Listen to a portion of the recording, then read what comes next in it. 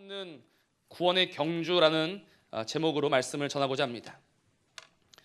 우리는 지금 이 세상 속에 살아가고 있습니다. 우리가 세상 속에서 살고 있다는 말은 우리가 원하든 우리가 원하지 않던 세상에 영향을 받으며 살아가고 있다는 말입니다. 우리는 이 세상 속에 살고 있기 때문에 세상이 주는 것을 먹고 있습니다. 우리는 세상이 보는 것을, 세상이 보여주는 것을 보고 있고 또 세상이 가는 곳으로 우리도 가고 있습니다. 그 누구도 이 세상 안에 있으면서 이 세상에서 벗어날 수 있다는 것은 참으로 어리석은 생각입니다. 모든 사람들은 이 세상 속에서 그렇게 살아가고 있습니다. 며칠 전 이제 6살 된 제 둘째 아이가 엄마한테 대뜸 이런 말을 합니다. 엄마, 나도 롱패딩 사줘라는 겁니다. 롱패딩이 뭐길래 그랬을까? 지금 롱패딩은 작년부터 우리 중고등학생들 사이에 엄청난 유행을 하고 있는 옷입니다.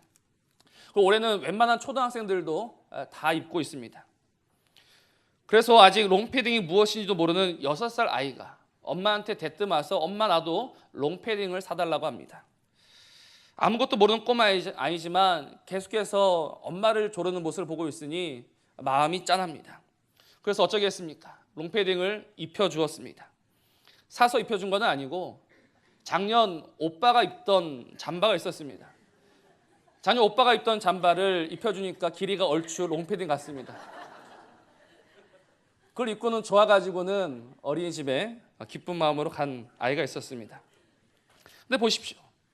아무것도 모르고 있는 이 어린아이도 세상의 유행을 따르고자 합니다. 세상에 영향을 받고 있다는 이야기입니다. 그러면 어른은 어떠하겠습니까? 우리는 더 많은 영향을 받았으면 받았지 덜 받지는 않을 것입니다.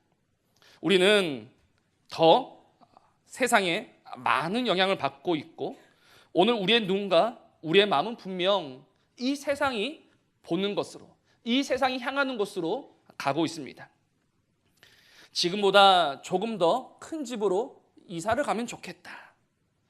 또 지금 타는 차보다는 조금 더 큰 차였으면 좋겠다. 돈을 벌어도 조금 더 벌었으면 좋겠다. 아니, 이왕 버는 거 좀 많이 벌어서 좀 편하게, 재미있게, 행복하게, 건강하게 그렇게 오래오래 살았으면 좋겠다. 물론 이 생각이 나쁘다라는 것이 아닙니다. 그러나 오늘 우리가 바라는 것이 이것이 전부인 것이 문제입니다. 오늘 우리가 바라는 것은 여기에서 한 걸음 더 나아간 그 무엇이 되어야 하는데 구원받은 자들이 여전히 이 세상의 생각 속에 갇혀 있는 것, 이것이 문제다라는 것입니다. 사랑하는 성도 여러분, 우리는 구원받은 자입니다. 그러면 구원이 무엇입니까? 오늘 우리는 구원을 받았는데 이 구원이라는 것은 무엇입니까?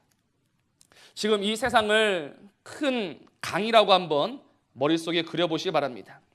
인생은 그 세상이라는 강 위에 뗏목 하나를 던져놓고 그 뗏목 위에 올라타서 유유자적 흘러내려가는 것이 인생입니다. 강이 흘러가는 대로 내 몸을 맡기며 살아갑니다. 옆에 지나가는 오리도 한번 쳐다보면서 그 위에서 낮잠도 자면서 낚시도 하면서 주변의 경치도 구경해 가면서 룰루랄라 떠내려가는 것이 인생입니다. 근데 구원이란 무엇인가? 지금은 웃으면서 그 뗏목 위에 누워있지만 지금은 그렇게 흘러 떠내려가고 있지만 그러나 불현듯 정말 이 강의 끝이 무엇일까라고 생각하게 됩니다. 지금은 나를 즐겁게 해주고 지금은 참 재미있고 편안한 이 강이 정말 끝까지 나를 위해 줄 것인가 라는 의문에서부터 구원은 시작된다고 할 수 있습니다. 사람들은 아무런 고민 없이 그렇게 내려가고 있는데 우리는 그 강의 끝을 보게 되었습니다. 그 강의 끝은 무엇입니까? 밑도 없는 낭떠러지입니다. 또 지금은 이 강이 우리를 위해 주는 것 같지만 그러나 언젠가는 분명 이 강이 우리를 삼킬 것이고 우리를 덮칠 것을 알게 되었습니다.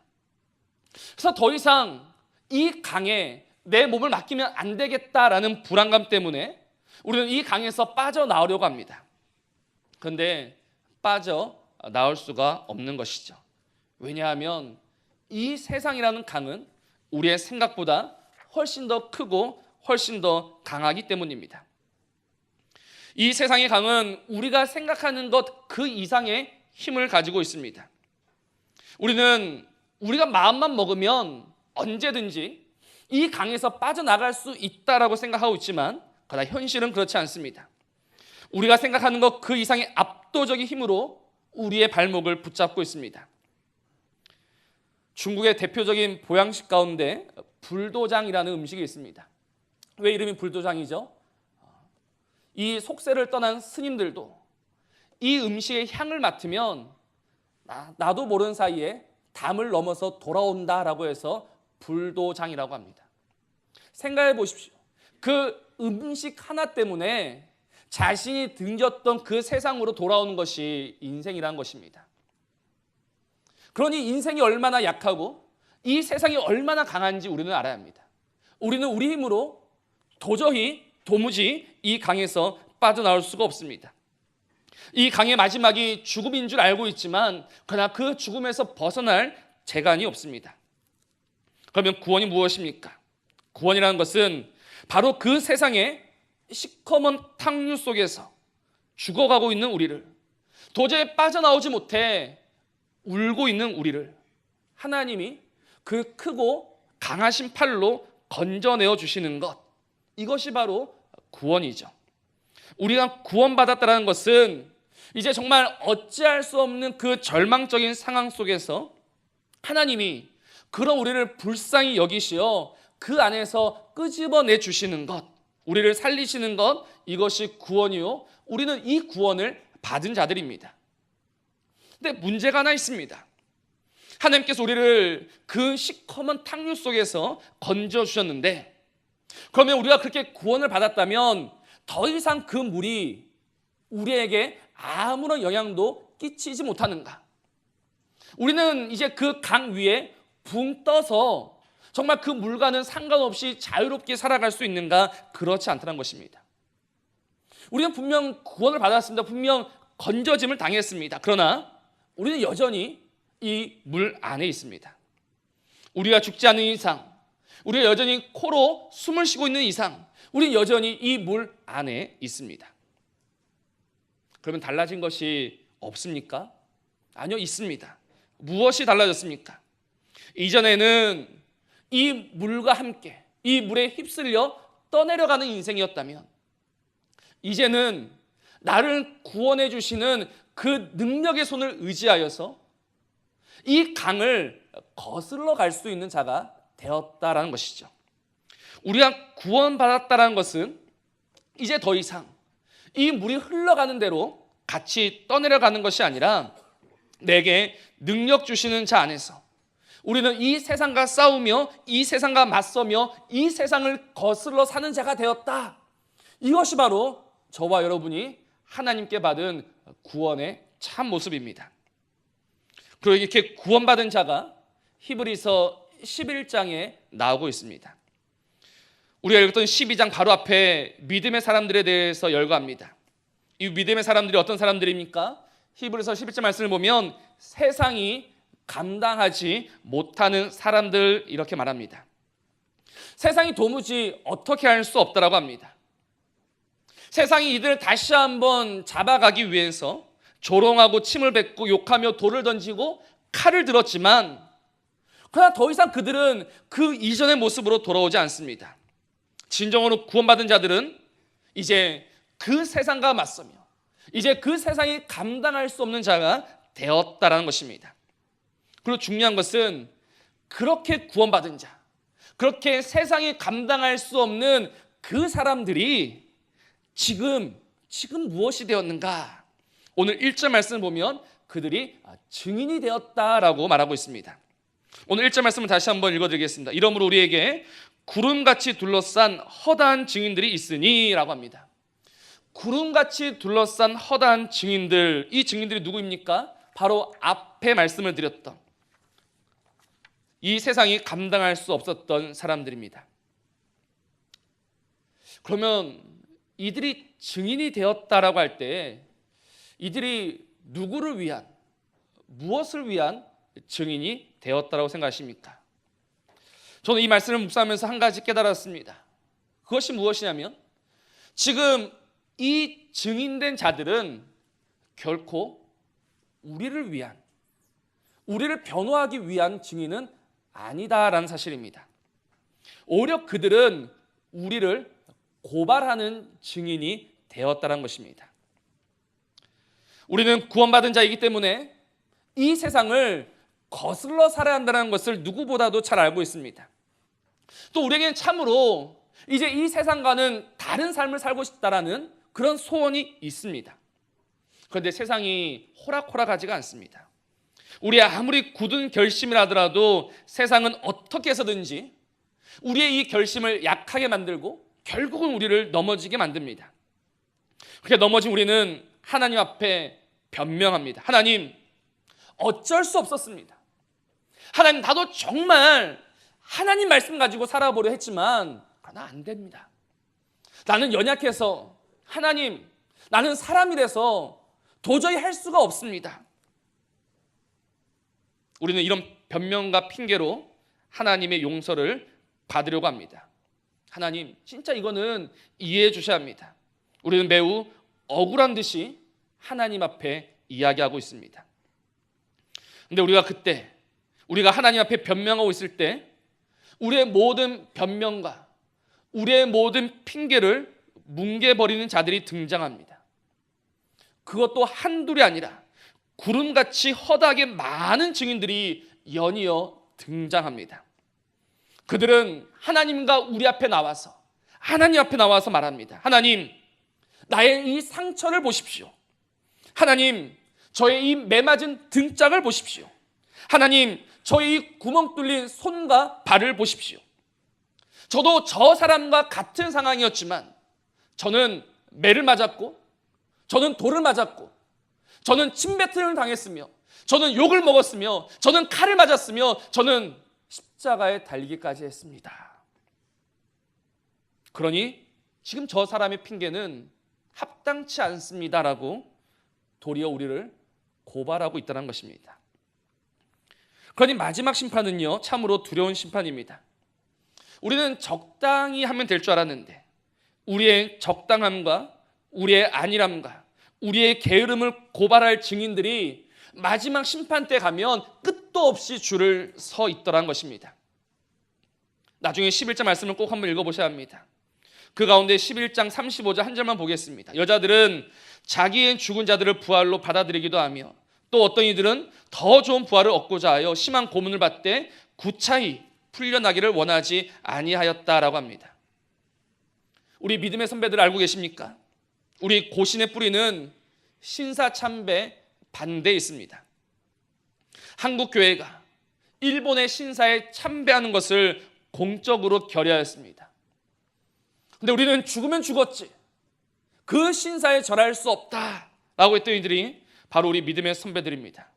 그리고 그들은 진짜 목숨을 달리하였습니다. 이기프 목사님, 주기철 목사님, 최상림 목사님, 허성도 목사님, 박연세 목사님, 양용근 목사님, 그리고 박관준 장로님, 이 외에도 수많은 순교자들이 있습니다.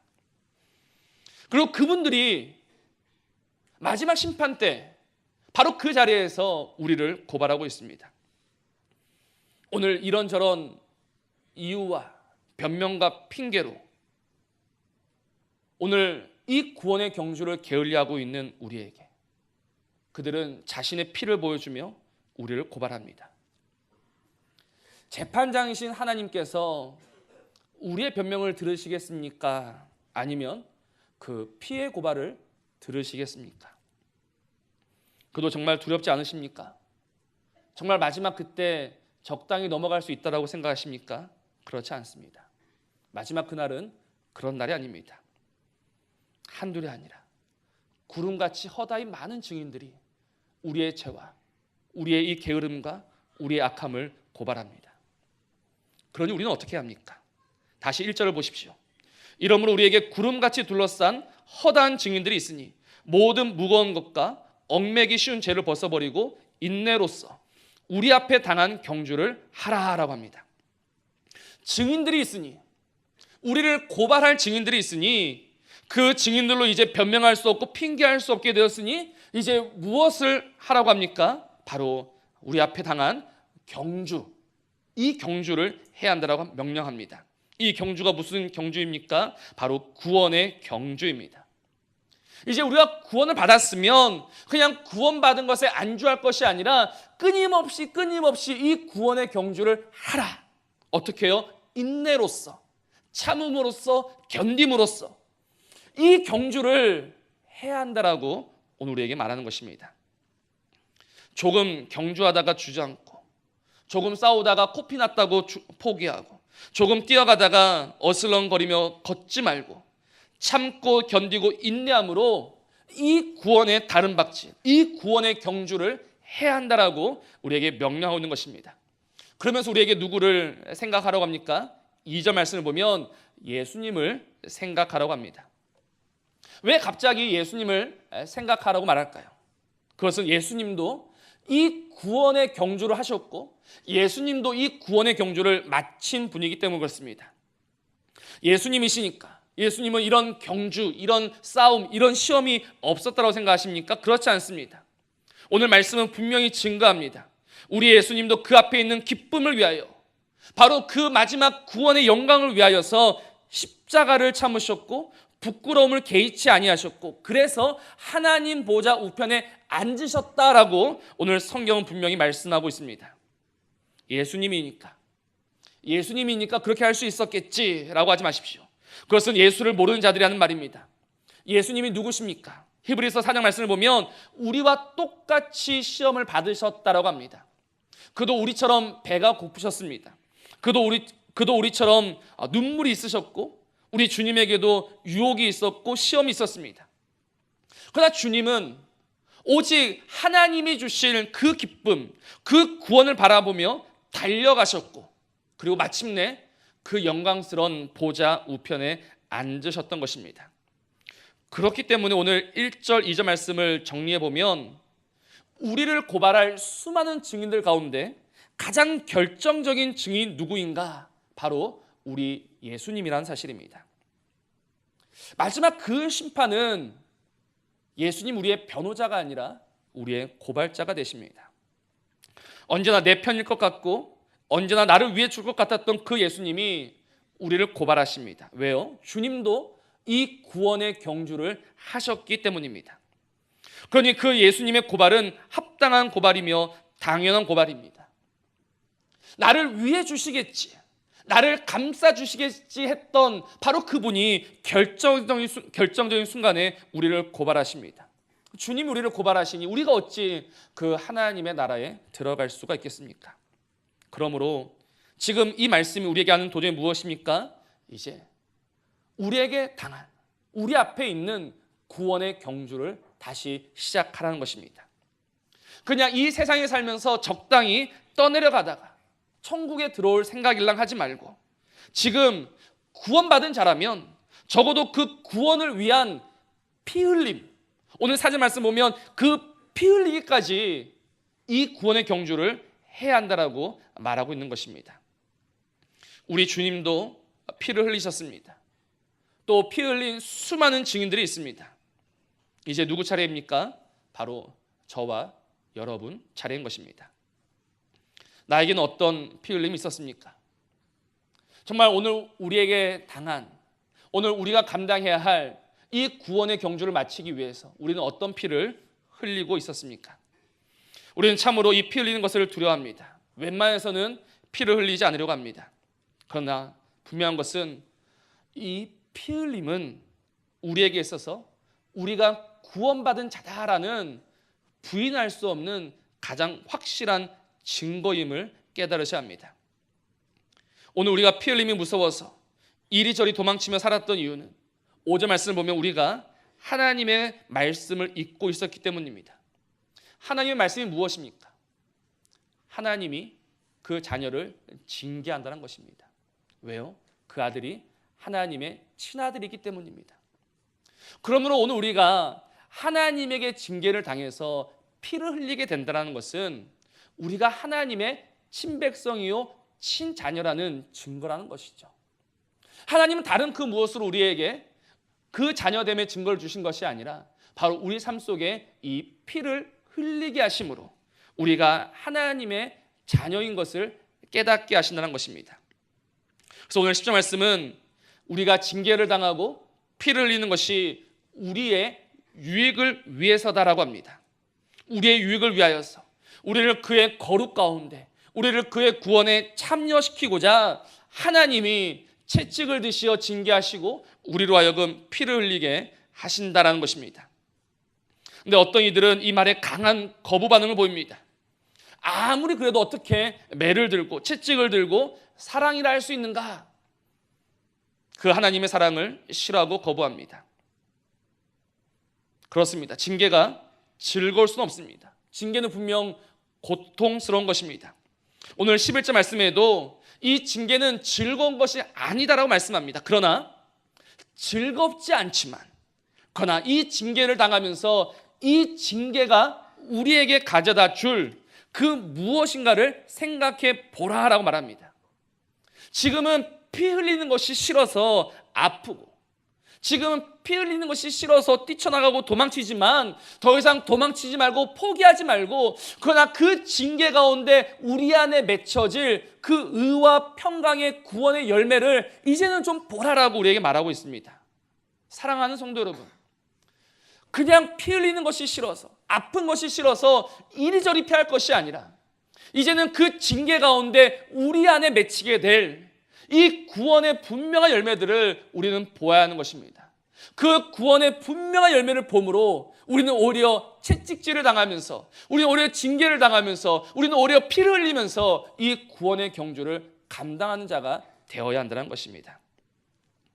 아시는 분들은 아시겠지만 제 막내 딸은 여러 가지로 참 약합니다. 심방에 구멍이 나서 시술을 받기도 했었고 또 근육 발달이 너무 늦어가지고 여러 가지로 많은 이들의 속을 태웠던 아이입니다. 근데 제가 지금 그 약한 이름을 통해서 배운 것이 하나 있습니다. 진짜 우리 막내 때문에 많이 울었습니다. 마음도 많이 아팠습니다. 그런데 그 아픈 시간을 통하여서 제가 얻은 유익은, 제가 배운 것은 하나님이 일하시고 하나님이 역사하심을 배웠습니다. 첫째와 둘째는 정말 별 문제 없이 잘 자랐습니다. 그래서 그냥 저절로 크는 줄 알았습니다. 제가 잘해서 크는 줄 알았고 그냥 우리 아이들이 당연히 크는 것인 줄 알았습니다. 그런데 그 막내를 키우면서 배운 것은 하나님이 하시지 않으면 나는 아무것도 아니라는 것을 배웠습니다. 제가 잘해서 되는 것도 아니었고 아이들이 잘해서 되는 것도 아니었습니다. 하나님이 하셔야 하는 것입니다. 이 하나님이 하셔야 하고 이 하나님이 일하셨음을 참 그 약한 아이를 통해서 눈물 가운데 아픔 가운데 배웠습니다. 그래서 지금은 감사합니다. 저의 교만함을 아시고 저의 이 교만을 낮추시고 부러뜨리시고자 이 약한 아이를 주신 것을 감사합니다. 왜냐하면 이 약한 아이를 통하여서 저는 다시 한번 하나님을 보았고 배웠기 때문입니다. 그러니 보십시오. 세상의 눈으로 보면 결코 감사할 수 있는 제목이 아닙니다. 지금도 길을 가다가 그 버스 엔진 소리에 깜짝 놀라서 얼어붙는 그 아이를 보면서 교회의 낮은 문턱 하나를 넘어가지 못해서 울고 있는 그 아이를 보면서 어찌 감사할 수가 있겠습니까? 그런데 감사합니다. 감사할 수 있는 이유는 하나님이 그 아픔 가운데 역사하실 것을 믿기 때문입니다. 지금 우리가 당하고 있는 이 아픔과 이 고난은 장차 우리에게 주어질 구원의 영광과 비길 수 없음을 분명히 믿기 때문에 피를 흘리고 있지만 눈물 흘리고 있지만 아파서 쓰러져 있지만 그래도 감사하고 또 감사를 드리는 것입니다. 사랑하는 성도 여러분, 오늘 하나님이 우리에게 주신 아픔은 무엇입니까? 하나님 우리에게 주신 눈물은 무엇입니까? 죄송하지만 그 아픔과 그 눈물을 통하여서 아무것도 배우지 못하는 그런 일이 없기를 바랍니다. 그 아픔 가운데, 그 고난 가운데 우리는 하나님을 배워야 합니다. 오직 우리를 위하여서, 우리를 하나님의 영광에 참여시키고자 하나님도 눈물 가운데 그 고난의 채찍을 들고 계시는 것입니다. 그리고 이제 우리가 이 하나님을 배웠고 안다면 다시 오늘 말씀처럼 우리는 피 흘리기까지 이 구원의 경주를 하고 또 해야 합니다. 그것이 바로 구원받은 자의 바른 모습입니다. 더 이상 구원받았다고 그냥 안일하게 살아갈 것이 아니라 정말 피를 철철 흘릴 때까지 이 구원의 경주를 저와 여러분은 감당해야 하는 것입니다. 그래서 오늘 히브리 기자는 마지막으로 우리에게 이제 피곤한 손과 우리의 연약한 무릎을 일으켜 세우라라고 말하고 있습니다.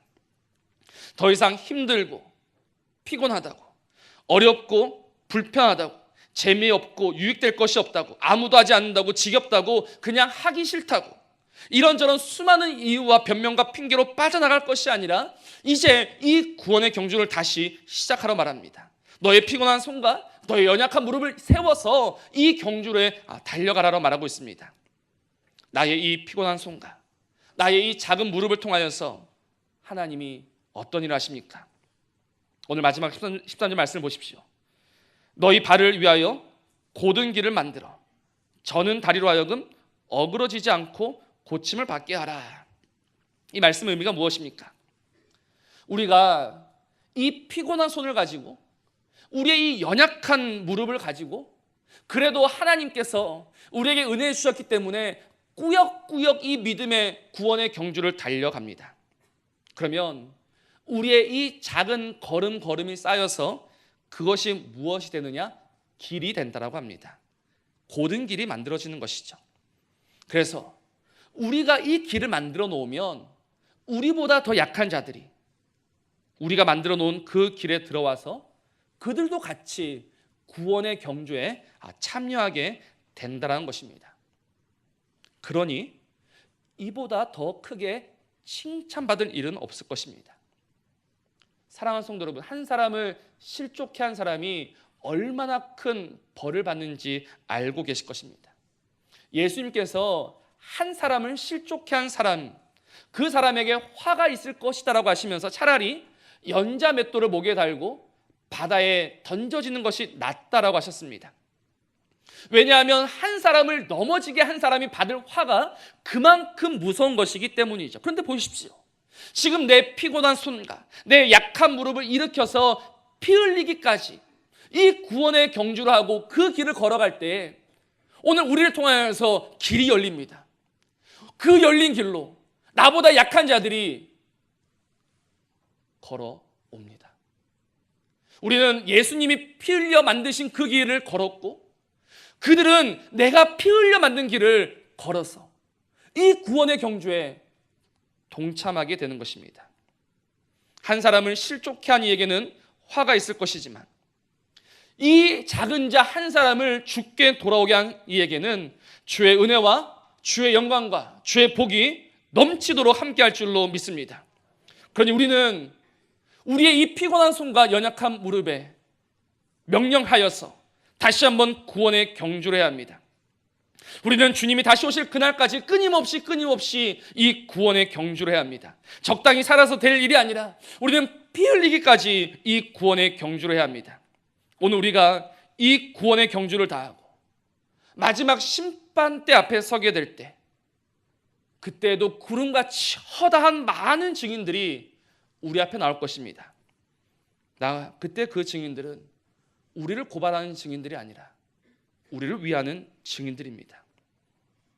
그들은 우리 앞에 서서 우리를 변호해주며, 하나님, 이 피 흘린 이 사람은 틀림없이 구원받은 자가 맞습니다.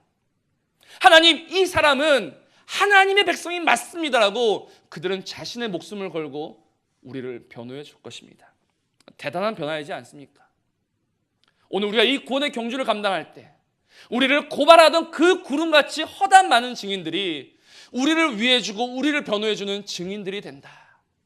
그러니 마지막 그 구원의 날, 심판의 날은 기쁘고 감사한 날입니다. 왜냐하면 우리와 같은 수많은 사람들이 있기 때문입니다. 그러니 마지막 그 영광의 순간을 바라며 끊임없이 이 구원의 경주를 인내하며 다른 박질하는 저와 여러분이기를 주님의 이름으로 부탁을 드립니다. 말씀을 맺습니다. 우리나라 만화가 가운데 박흥룡 작가라는 분이 있습니다. 이분 참 대단한 분입니다. 이분이 1992년 국민일보에 연재했던 기독교 만화가 있습니다. 검이라는 제목입니다. 이 만화에서 그분이 오늘날 기독교인들은 이러이러하다라고 말했습니다. 무엇이라고 말했냐면 강둑에 서서 하나님을 찾는 미련한 사람이다라고 했습니다. 강둑에 서서 하나님을 찾는다. 안정된 삶의 기반을 가지고 하나님을 찾는 신용을 하고 있다는 것이죠.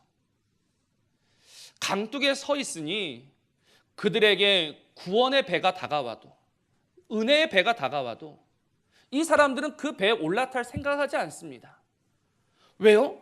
이미 나는 안정적인 강둑에 서 있기 때문입니다. 그래서 구원의 배를 찾는 것 같지만 아무도 그 배에 오르지 않는 강둑에 서 있는 미련한 사람이다라고 그렇게 정의를 내렸습니다. 그럼 하나님은 어떻게 하실까요? 오늘 우리는 하나님이 보내신 그 구원의 배에 올라야 되는데 우리는 이 강둑에 서서 한 발짝도 움직일 생각을 하지 않습니다. 그러니 하나님은 이 강둑을 흔드시는 것입니다. 하나님은 흔드십니다. 왜요? 그 구원의 배에 타지 않으면 안 되게끔. 누가 그 구원의 배에 타겠습니까? 강물에 빠진 자라야 타게 되어 있습니다. 강둑에 서 있는 사람이 구원의 배에 타는 법이 없습니다.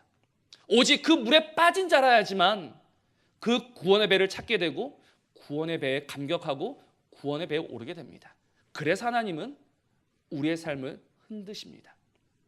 철저하게 흔드십니다. 그 구원의 배가 아니고서는 도무지 소망이 없음을 깨우쳐 주시고자 하나님 우리를 징계하시는 것이죠. 그러니 물에 빠지는 것은 은혜입니다. 참으로 은혜입니다. 우리는 이 은혜, 이 사랑을 받은 자입니다.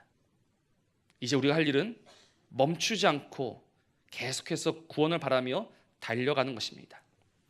빌립보서 3장 12절 바울의 고백처럼 내가 이미 얻었다 함도 아니요 온전히 이루었다 함도 아니라 오직 내가 그리스도 예수께 잡힌 바 된 그것을 잡으려고 달려가노라. 바울이 했던 이 구원의 경주, 저와 여러분이 감당해야 하는 구원의 경주입니다. 저는 이것이 우리 삶의 분명한 목적이다라고 말씀을 드립니다. 우리는 잘 먹고 잘 살기 위해 지음받은 존재가 아니라 오직 이 구원의 영광을 바라며 살아가는 자들입니다. 오늘 이 영광스러운 구원에 우리를 참여시키고자 하나님이 먼저 시작하셨고 하나님이 또 이 구원의 역사를 반드시 이루실 것입니다.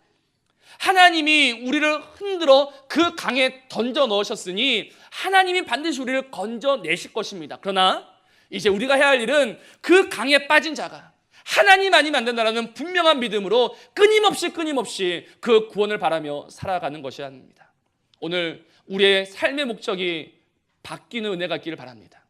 더 이상 이 세상이 주는 것을 먹으며 이 세상이 보는 것을 바라보며 이 세상이 가는 곳으로 나도 가는 것이 아니라 내가 이 구원을 받았으니 이 구원의 은혜를 누리고 있으니 이제 그 하나님이 주실 기쁨, 그 영광, 그 놀라운 보좌에 그 영광스러운 하나님 나라에 들어가고자 하는 분명한 목적을 가지고 오늘 하루도 피 흘리며 이 구원의 경주를 함께 달려가는 저와 여러분이기를 주님의 이름으로 부탁을 드립니다.